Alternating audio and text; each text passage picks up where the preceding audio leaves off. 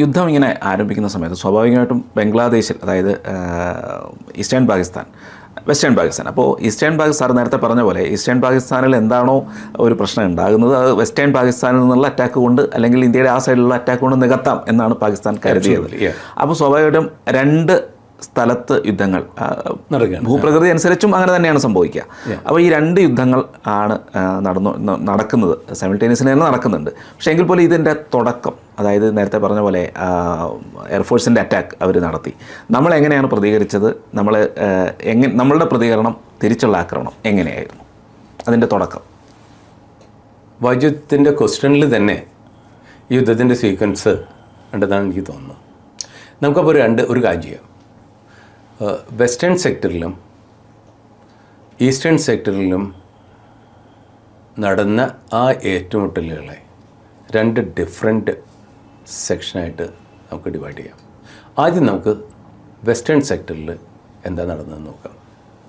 Western സെക്ടറിൽ primarily നമ്മുടെ 3 സ്റ്റേറ്റുകളാണ് involve: Gujarat, Rajasthan, Punjab, പിന്നെ എന്നും ഡിസ്പ്യൂട്ടഡ് ആയിട്ടുള്ള കാശ്മീർ. ഈ 4 സ്റ്റേറ്റുകളാണ്. ആ ഏരിയയുടെ റെസ്പോൺസിബിലിറ്റി അന്നത്തെ ജനറൽ ഓഫീസർ കമാൻഡിംഗ് ഇൻ ചീഫായിരുന്ന ലഫ്റ്റനൻറ്റ് ജനറൽ KP കേണ്ടത്ത് എന്ന് പറയുന്ന മലയാളി ഓഫീസറായിരുന്നു. ലഫ്റ്റനൻറ്റ് ജനറൽ KP കേണ്ടത്ത് അദ്ദേഹമായിരുന്നു അന്നത്തെ ആർമി കമാൻഡർ. 15 കോർ ആയിരുന്നു ഓപ്പറേഷനിലെ മെയിൻ റെസ്പോൺസിബിലിറ്റി. 15 കോറിൻ്റെ കമാൻഡർ ഒരു ആർട്ടിലറിയിലത്തെ ഒരു ജനറലായിരുന്നു, lieutenant general Sartaj Singh. Lieutenant general Sartaj Singh 15 കോറിൻ്റെ കമാൻഡർ. യുദ്ധം 3-ാം തീയതി ഡിക്ലെയർ ചെയ്തു. അന്ന് രാത്രി തന്നെ പാകിസ്ഥാൻ സൈമിൾട്ടേനിയസ്ലി നമ്മളുടെ പല സെക്ടറുകളിലും ഒരേ സമയത്ത് ആക്രമണം തുടരുകയുണ്ടായി. അപ്പോൾ നമുക്കൊരു ഭാഗത്തുനിന്ന് തുടങ്ങും. പ്രധാനപ്പെട്ട യുദ്ധങ്ങൾ അതിൽ അവർ റൺ ഓഫ് കച്ചിനെ പറ്റി കേട്ടിട്ടുണ്ടല്ലോ. റൺ ഓഫ് കച്ചിൽ അവരാക്രമിച്ചു. പിന്നെ അവർ ലോങ്കേവാലയിൽ ആക്രമണം അഴിച്ചുവിട്ടു.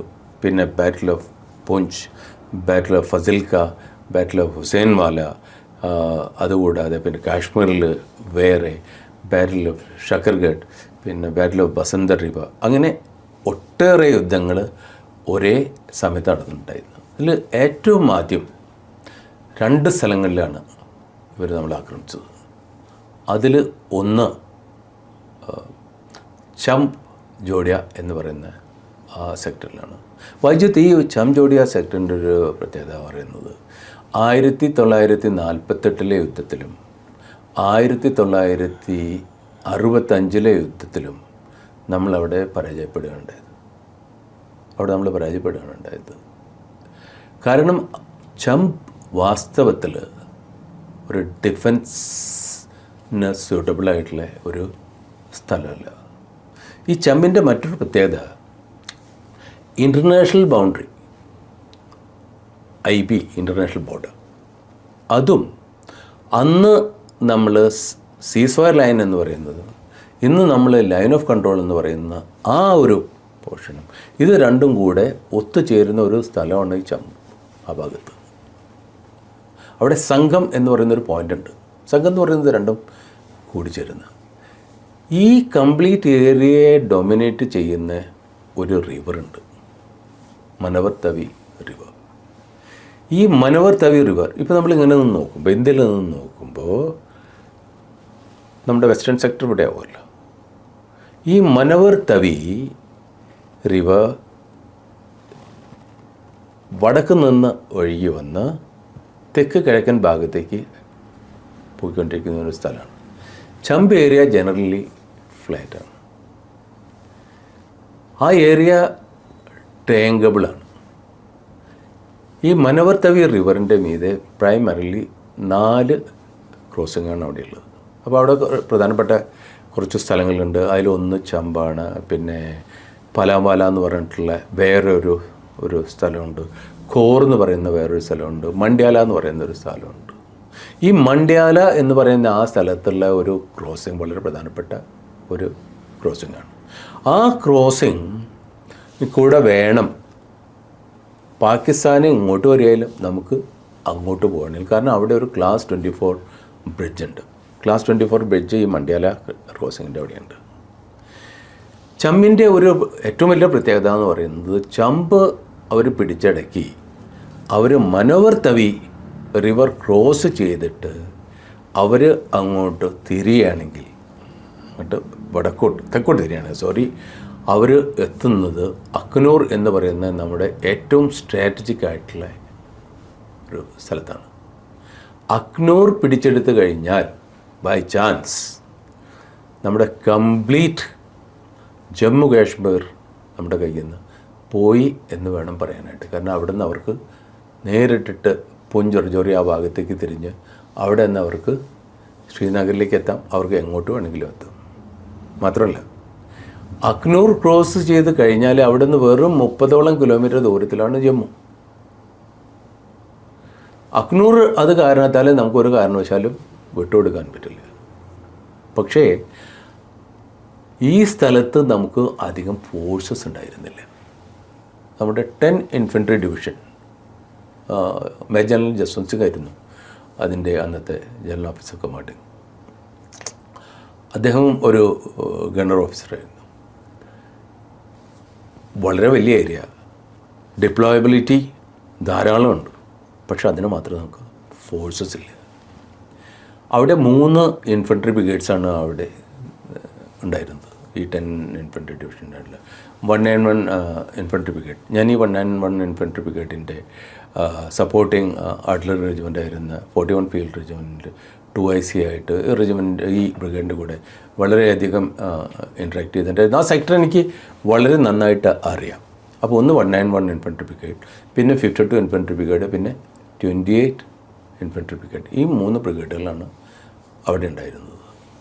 യുദ്ധം തുടങ്ങും എന്ന് കണ്ടപ്പോൾ നമ്മുടെ പ്ലാൻ എന്തായിരുന്നു വെച്ചാൽ, നമ്മൾ ഒരു പ്രിയംറ്റീവ് അറ്റാക്ക് ചെയ്തിട്ട് ചമ്പിനെ പിടിച്ചെടുക്കുക, അവിടെ നിന്ന് പിന്നെ പാകിസ്ഥാൻ്റെ ഇൻറ്റീരിയറിലേക്ക് ഓപ്പറേഷൻ ഡെവലപ്പ് ചെയ്യുക എന്നുള്ളതാണ്. ബട്ട് വാസ്തവത്തിൽ അങ്ങനെ ഒരു അറ്റാക്ക് ചെയ്യാനുള്ള ഒരു കേപ്പബിലിറ്റി അന്ന് നമുക്കില്ല. ഇനി ഇവിടെ അറ്റാക്ക് എന്തിനാ ചെയ്യാൻ നമ്മൾ തയ്യാറായെന്നുള്ളതിന് മറ്റൊരു കാരണമുണ്ട്. നമ്മുടെ റിസർച്ച് ആൻഡ് അനാലിസിസ് വിങ്, അവരാണല്ലോ നമുക്ക് പൊതുവേ മിലിറ്ററി ഇൻ്റലിജൻസ്, എനിമി ഇൻ്റലിജൻസ് തരിക. അവർ പറഞ്ഞു ഇത്തവണ ഒരു പക്ഷേ ചമ്പിൽ പാകിസ്ഥാൻകാർ ഒന്നും ചെയ്യില്ല, അല്ലെങ്കിൽ കാര്യമായിട്ടൊന്നും ചെയ്യില്ല. അവരുടെ പ്രൈമറി എയിം പുഞ്ചിനെ ആക്രമിക്കുക എന്നുള്ളതായിരിക്കും, അല്ലെങ്കിൽ അവരുടെ ഫോഴ്സിനെ വേറെ എവിടെയെങ്കിലും. അത് കാരണത്താൽ തന്നെ നമുക്ക് തോന്നി, അഥവാ അവർ പുഞ്ചിനെയാണ് ആക്രമിക്കുകയാണെന്നുണ്ടെങ്കിൽ അവിടുത്തെ പ്രഷർ റിലീവ് ചെയ്യാനായിട്ട് നമ്മൾ ചമ്പിൽ കൂടെ ഒരു ആക്രമണം മുന്നോട്ട് കൊണ്ടുപോകുക എന്നുള്ളതാണ്. അത് കാരണത്താൽ തന്നെ ഈ മനോവർ തവി റിവർ ക്രോസ് ചെയ്തിട്ട്, അപ്പോൾ മനോവർ തവി റിവർ ക്രോസ് ചെയ്തതിൻ്റെ അതിൻ്റെ അങ്ങേ ഭാഗത്താണ് ഈ ചമ്പ് തന്ന ഏരിയ. അവിടെ നമ്മളുടെ ഫോഴ്സസിനെ കൊണ്ടുപോയി ഡിപ്ലോയ് ചെയ്യുക എന്നുള്ളതായിരുന്നു ഉദ്ദേശം. അതുതന്നെയാണ് നമ്മൾ ആദ്യം തന്നെ ചെയ്തത്. അപ്പോൾ അവിടെ ആദ്യം ഫോഴ്സസിനെ കൊണ്ട് ഡിപ്ലോയ് ചെയ്യുക. അങ്ങനെ അവരവിടെ ഫേം ബേസ് എന്ന് പറയും മിലിറ്ററിയിൽ, ഒരു പ്രൊട്ടക്റ്റഡ് ഏരിയ, അവിടെ നിന്നാണ് അറ്റാക്ക് സാധാരണ നമ്മൾ ഡെവലപ്പ് ചെയ്യുക. അങ്ങനെ ഇവിടെ ഒരു ഫേം ബേസ് ഉണ്ടാക്കത്തക്ക വിധത്തിൽ ഈ ഫോഴ്സസിനെ അവിടെ കൊണ്ടുപോയിട്ട് ഡിപ്ലോയ് ചെയ്യുക. ഓക്കെ, അതിൻ്റെ പിന്നിൽ നമ്മുടെ ഒരു ഡിഫൻസീവ് ലൈൻ ഉണ്ടാക്കുക. അപ്പോൾ ആ ഡിഫൻസീവ് ലൈൻ ഇപ്പോൾ നമ്മൾ ഇങ്ങനെ നോക്കുകയാണെങ്കിൽ, ഇവിടെ നിന്ന് ഇങ്ങനെ നോക്കുകയാണെന്നുണ്ടെങ്കിൽ, ഇപ്പോൾ എൻ്റെ മുന്നിൽ തന്നെയായിരിക്കും ചമ്പ്. ആ ചമ്പിൻ്റെ പിന്നിൽ ആണ് ഈ മനോവർ തവി റിവർ. അതിൻ്റെ പിന്നിൽ ഈ പിൻഭാഗത്ത് ഒരു കലിത്രോട്ടി എന്ന് പറയുന്ന ഒരു ഏരിയ ഉണ്ട്. അവിടെ ഒരു ക്ലാസ് 9 റോഡുണ്ട്. ആ റോഡിൽ കൂടെ വേണം പിന്നെ അവരുടെ ഫോഴ്സസിനെ കൊണ്ടുപോകാനായിട്ട്. ഈ മനോവർ തവി റിവർ ക്രോസ് ചെയ്ത് കഴിഞ്ഞ ഉടനെ തന്നെ അവിടെ നിന്നും ഒരു റോഡുണ്ട്, പക്ഷേ ആ റോഡ് അത്ര ട്രാൻസ്പോർട്ടബിൾ അല്ല. സോ ഇവർക്ക്, അതായത് പാകിസ്ഥാനികൾക്ക് മനോവർ തവി റിവർ ക്രോസ് ചെയ്ത് കഴിഞ്ഞാൽ വലിയ തടസ്സങ്ങളൊന്നും ഉണ്ടാവാൻ വഴിയില്ല. ഇതിൽ കൂടെ നമ്മൾ ഇവിടെ അറ്റാക്ക് ചെയ്യണമെന്നും തീരുമാനിച്ചു. അങ്ങനെ ഈ ഒരു ഡെസിഷൻ പലപ്പോഴും ആദ്യം പറഞ്ഞ് അറ്റാക്ക് ചെയ്യാം, പിന്നെ അല്ലാതെ വേണ്ട ഡിഫെൻസ് ചെയ്യുക, പിന്നെ അറ്റാക്ക് ചെയ്യുക, പിന്നെ ഡിഫെൻസ് ചെയ്യുക.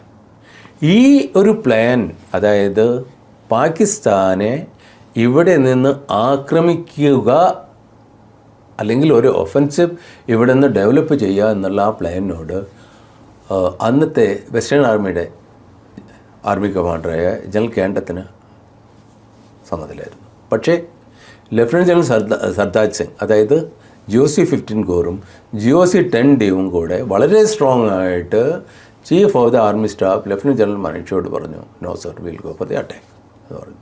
അങ്ങനെ ഈ മനോവർ തവിയുടെ അങ്ങേ ഭാഗത്ത് കൊണ്ടുപോയിട്ട് നമ്മളുടെ 2 ബറ്റാലിയനെ നമ്മൾ ഡിപ്ലോയ് ചെയ്യണം. ഒന്ന് 5 എന്ന് പറയുന്ന ഒരു ബറ്റാലിയൻ വലതു ഭാഗത്ത്, ഇടത്ത് ഭാഗത്ത് 5 ആസാം എന്ന് പറയുന്ന ഒരു ബറ്റാലിയൻ. ഇതിൻ്റെ ഇടയിൽ ഒരു കാര്യമായിട്ടുള്ളൊരു ഗ്യാപ്പുണ്ട്. നമ്മുടെ അടുത്ത ഡിഫൻസ് സ്റ്റോഴ്സിൻ്റെ ഒക്കെ പരിമിതി കാരണം നമ്മൾ ആ സ്ഥലത്ത് ഒന്നാമത്തെ ടെമ്പററി കൊണ്ടുപോയിട്ടാണ് ഡിപ്ലോയ് ചെയ്തിട്ടുള്ളത്. അവിടുത്തെ ഡിഫൻസ് നമുക്ക് ശരിക്കും ഡെവലപ്പ് ചെയ്യാൻ പറ്റിയിട്ടുണ്ടായിരുന്നില്ല.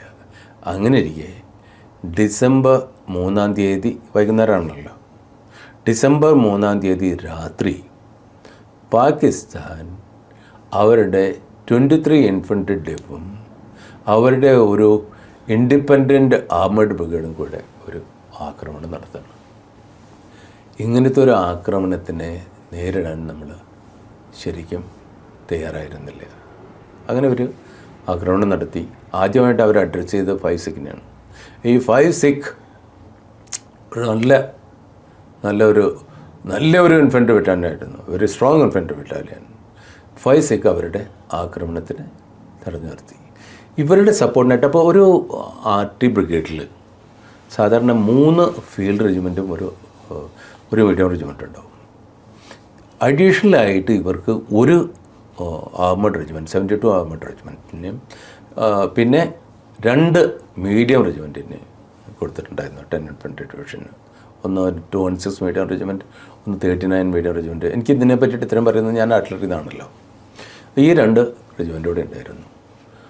5-6 പിടിച്ചു നിന്ന് ഭയങ്കരമായിട്ട് നമ്മൾ റെസിസ്റ്റ് ചെയ്തു. അറ്റാക്കിൻ്റെ മീതെ കൗണ്ടർ അറ്റാക്ക്, അതിൻ്റെ മീതെ അറ്റാക്ക്, പിന്നെ കൗണ്ടർ അറ്റാക്ക്, അങ്ങനെ കഴിഞ്ഞു. അവസാനം 5-6-ന് പിടിച്ചെടുക്കാൻ പറ്റാത്ത അവസ്ഥയായി. അതേമാതിരിയുള്ള ഒരു കണ്ടീഷൻ തന്നെയാണ് ഈ 5 ആസാമിനും ഉണ്ടായത്. ഈ 5 ആസാമിൻ്റെ മീതുള്ള അറ്റാക്കിൽ നമുക്ക് ഒരുപാട് നാശനഷ്ടങ്ങളുണ്ടായി, ഒരുപാട് നാശനഷ്ടങ്ങളുണ്ടായി. പിടിച്ചു നിൽക്കാൻ പറ്റാത്ത ഒരു അവസ്ഥയിലെത്തി നമ്മൾ. അങ്ങനെ ഈ 5-6-ൻ്റെ അടുത്ത ഭാഗത്തുണ്ടായിരുന്ന ഈ മണ്ഡ്യാല ക്രോസിംഗ് കൂടെ ഇവർ മുന്നോട്ട് വരികയാണ്. മുന്നോട്ട് വന്നിട്ട് ഇപ്പോൾ ഇവർ ഫേസ് ചെയ്യുന്ന അറിയാം 216 മീഡിയം റെജിമെൻറ്റ്, മീഡിയം ഗൺസാണ് ഇവരുടെ അടുത്തുണ്ടായിരുന്നത്. പിന്നീട് ഈ 216 മീഡിയം റെജിമെൻറ്റ് ഡയറക്റ്റ് ഫയറിങ് വഴി പാകിസ്ഥാനി ഫോഴ്സസിനെ എൻഗേജ് ചെയ്യണം. അവരെവിടെയൊക്കെ നമ്മളെ ആക്രമിച്ചോ അവിടെ എല്ലാം നമ്മൾ അവരുടെ മീതെ കൗണ്ടർ അറ്റാക്ക്, ഒരുപാട്, അതായത് അറ്റാക്കിൻ്റെ മീതെ പിന്നെ കൗണ്ടർ അറ്റാക്ക്, പിന്നെ അറ്റാക്ക്, പിന്നെ കൗണ്ടർ അറ്റാക്ക്. പക്ഷെ നമുക്ക് ഒരുപാട് നാശനഷ്ടങ്ങൾ സംഭവിച്ചു അവിടെ. 216-ൻ്റെ തന്നെ ഈ 216 മീഡിയം റെജിമെൻറ്റിൻ്റെ തന്നെ 6 ഗൺസ് ന്യൂട്രലൈസ് ആയി. അവർ ടാങ്കുകൾ ഉപയോഗിച്ചിട്ടാണ് അവരുടെ അറ്റാക്ക് നടത്തിയിട്ടുള്ളത്. അങ്ങനെ ഇരിക്കെ അവരുടെ GOC 23 ഇൻഫൻട്രി ഡിവിൻ്റെ GOC ഹോസ്റ്റൈൽ ഫയറിംഗ് എന്നാണ് പറയുന്നത്. നമ്മളുടെ ഫയറിംഗ് കാരണത്താലാണോ എങ്ങനെയാണെന്ന് അറിയില്ല. അദ്ദേഹം ട്രാവൽ ചെയ്തിരുന്ന, അദ്ദേഹം സഞ്ചരിച്ചിരുന്ന ഹെലികോപ്റ്റർ ക്രാഷായി. ഹെലികോപ്റ്റർ ക്രാഷായി കഴിഞ്ഞപ്പോൾ പിന്നെ GOC ഇല്ലല്ലോ. അങ്ങനെ അവിടുത്തെ ഒരു ഇൻഫൻട്രി ബ്രിഗേഡ് കമാൻഡർ ഒഫീഷ്യേറ്റിംഗ് GOCയുടെ റോൾ ഏറ്റെടുക്കുകയായിരുന്നു. ഈ ഒഫീഷ്യേറ്റിംഗ് GOCയുടെ റോൾ ഏറ്റെടുത്ത് കഴിഞ്ഞതോട് കൂടിയിട്ട് ഈ developed a kind of a cold feet.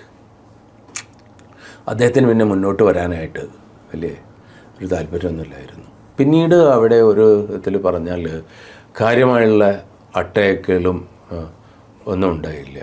December 16 സീസ് ഫയർ ആയല്ലോ. പക്ഷേ ഈ സീസ് ഫയർ നടക്കുമ്പോൾ കംപ്ലീറ്റ് മനോവർ തവിയുടെ അങ്ങേ ഭാഗത്തുള്ള ആ കംപ്ലീറ്റ് പോർഷൻ പാകിസ്ഥാൻ്റെ കയ്യിലായിരുന്നു. സീസ് ഫയർ കഴിഞ്ഞു, ഷിംല എഗ്രിമെൻറ്റ് കഴിഞ്ഞപ്പോൾ അവർ പിടിച്ചെടുത്ത ആ സ്ഥലം ഉണ്ടല്ലോ, അതിൽ നിന്ന് 258 സ്ക്വയർ കിലോമീറ്റർ ഏരിയ അവരുടെ കയ്യിൽ അവർ വെച്ചു. ചുരുക്കി പറഞ്ഞാൽ ചമ്പ് ഇന്നും പാകിസ്ഥാൻ്റെ കയ്യിലാണ്. പക്ഷെ ഒരു കാര്യം അവർക്ക് മനസ്സിലായി, ഇന്ത്യയായിട്ട് കുതിര കളിക്കാൻ പറ്റില്ല എന്നുള്ളൊരു കാര്യം മനസ്സിലായി. ഇതാണ് ബ്രീഫ്ലി ബാറ്റിൽ ഓഫ് ചമ്പ്.